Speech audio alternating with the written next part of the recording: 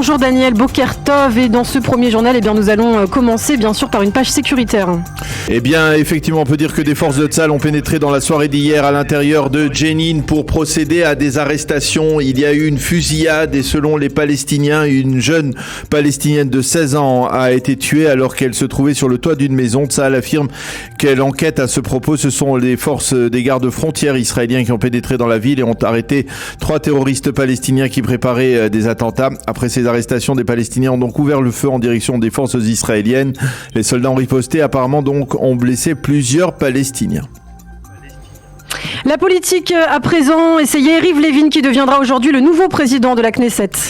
Oui, effectivement, c'est après plusieurs rebondissements ces derniers jours, Binyamin Netanyahou a décidé de confier ce poste, le second plus important dans la hiérarchie, à celui de celui qui est considéré jusqu'à présent, on va dire, comme son homme de confiance, Yariv Levin. Toutefois, il s'agit pour l'instant d'une nomination provisoire. Le temps pour Levin de faire voter par la Knesset des amendements aux lois qui doivent favoriser Aryeh Deri et Itamar Ben-Gvir. Ensuite, tout dépendra de la répartition des portefeuilles ministériels aux élus du Likoud. Si Binyamin Netanyahou parvient à satisfaire aux exigences de ses députés, eh bien, sans modifier le statut de Yariv Levin, celui-ci sera confirmé dans ses fonctions de président. Sinon, Levin démissionnera et devrait devenir ministre de la Justice. Et cependant, selon certaines sources, cela pourrait être une manière justement d'éloigner Yariv Levin du ministère de la Justice. Oui, en effet, selon certaines sources internes, des tensions auraient été constatées entre Levin et Binyamin Netanyahou ces derniers jours. Les deux hommes n'auraient pas la même approche concernant les réformes à instaurer dans le monde de la justice en Israël. Levin est déterminé à procéder, s'il est nommé ministre de la Justice, au plus vite à ces réformes, mais Netanyahou, lui, semble plus tempéré. Ce différend pourrait expliquer pourquoi Levin se retrouve donc aujourd'hui à la présidence de la Knesset et pourrait rester président de manière définitive. Levin repousse ses affirmations. Quant au bureau de Binyamin Netanyahou, il s'est refusé à réagir à ce sujet. Dans le reste de l'actualité, le président Yitzhak Herzog a décerné hier la médaille d'honneur à 5 personnalités. Oui, une médaille décernée à des personnalités qui se sont particulièrement distinguées pour leur contribution à la société israélienne. Les lauréats sont la poétesse et auteur-compositeur Rachel Shapira, le général de brigade à la retraite Pinchas Boukris, l'éducatrice arabe-israélienne Dalia Fadila, l'éducateur Chaim Perry, l'ancien président du conseil d'administration de l'agence juive Michael Segal. Ces personnalités sont nos modèles, a déclaré le président Herzog lors de la cérémonie de la remise de cette médaille israélienne.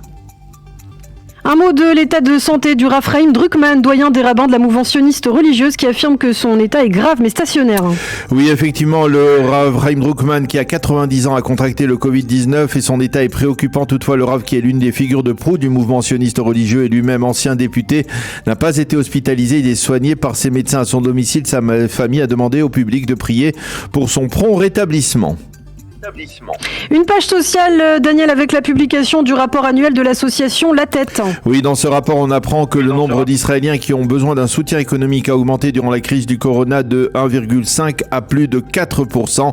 80% des personnes concernées ont affirmé que les aliments qu'ils ont achetés étaient insuffisants pour eux et pour leur famille.